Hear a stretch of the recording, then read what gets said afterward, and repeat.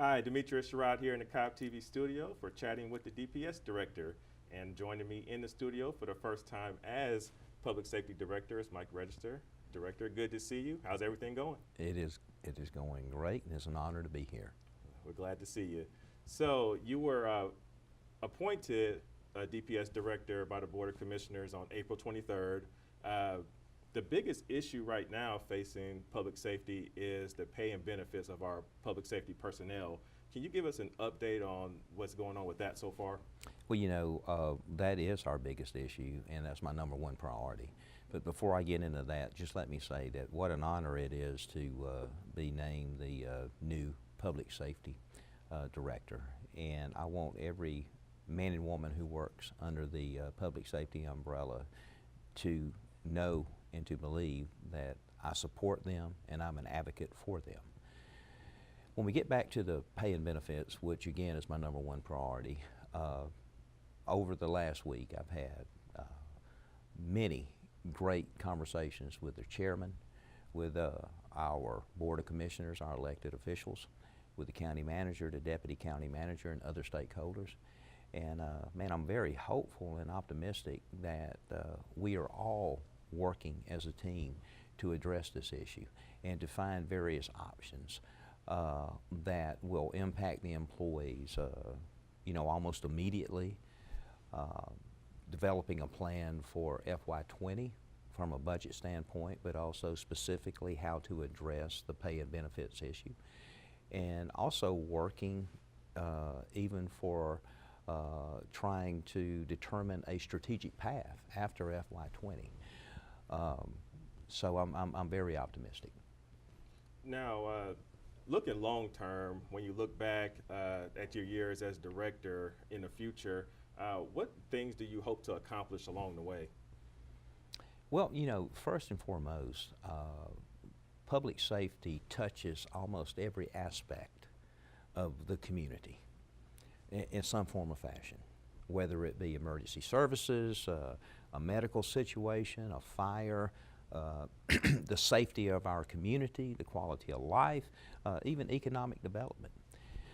So I want to make sure that public safety is poised to not only maintain the unique capabilities that we currently have to meet the service demands, and kind of self-explanatory from a law enforcement standpoint, but from other emergency services under public safety, the buildings are becoming taller. We have hazmat materials that transit through the county on any given day, traffic density, their call volume that impacts not only our responding units, but the E911 center. And so we have to work very hard to maintain our operational capabilities to meet our current service demands, but we also have to try to understand what our unique operational environment is going to look like 3-5 years down the road. And we need to work to develop a strategic plan of action and a strategic pathway that will get us not only there from a resource standpoint, but also from a capability standpoint. And of course, under public safety, there's some unique things like the fire department, their ISO 1 rating. Man, what a tremendous accomplishment that is when you look at all the fire services throughout the country. I think I read yesterday that from an ISO 1 perspective, out of 50,000 or more fire departments, less than 300 of those departments have that type of rating, and Cobb County is one of those. So it's a very unique accomplishment that I want to certainly maintain. Our police department with our CALEA accreditation, less than 5% of the police departments across the nation have that.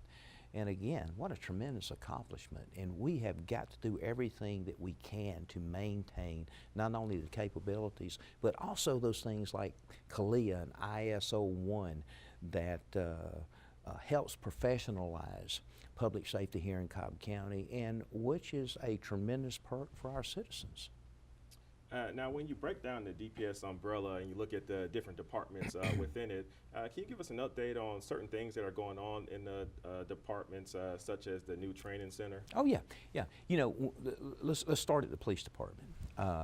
The Board of Commissioners have already purchased 2 buildings to expand our infrastructure footprint in the police department. One is a new headquarters. It's going to be located on Fairground Street. It's the old LGE building.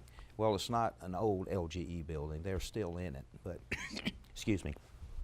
Hopefully they will vacate sometime late this year, early part of next year, so we can start moving our operations into that building, and that's going to help us have more coordination and synergy, because we're going to be able to bring some of the units that are outliers now into that building to work in close proximity with other units that hopefully they'll find a lot of synergy in.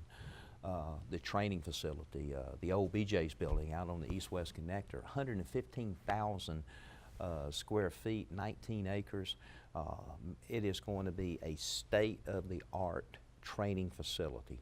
We're going to have law enforcement agencies from not only the metro area, but I suspect from all over the country coming to some of our training events out there, which is going to be a tremendous economic boost for that area. And one unique thing about the training facility is not only is it going to house our training facility or our training capabilities, but we're also moving evidence into that same building, and it will take up about 1/3 of the building.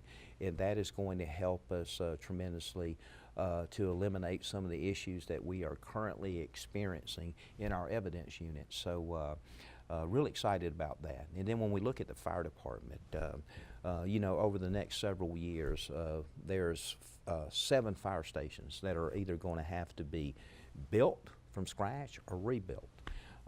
2 of the primary ones is Station 29 that will be located somewhere in the Cumberland area. And as you are familiar, the Cumberland area is just growing exponentially. We have Battery, we have the Braves, we have a high congestion of traffic.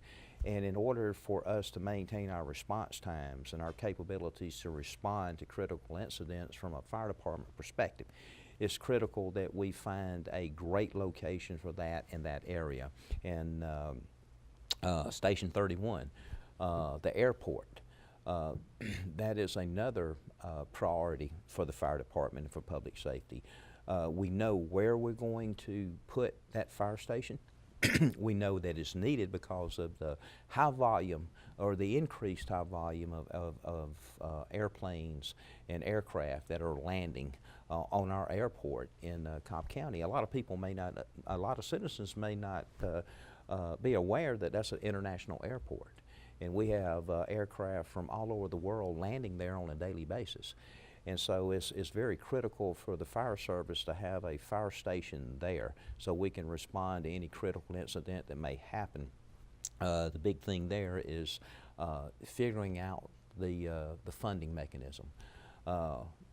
Look at, excuse me, I've got a slight cold, E911, because of a change with the state and how they're going to fund E911 systems.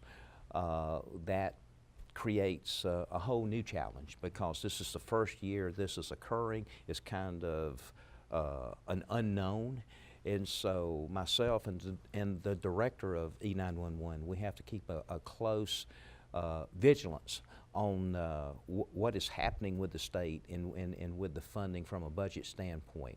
So we've got a lot of great things and a lot of high-level priorities that we are currently addressing and that we will address in the future. All right. Well, thank you, Director, for stopping by and sharing all that information with us. We always enjoy your visit.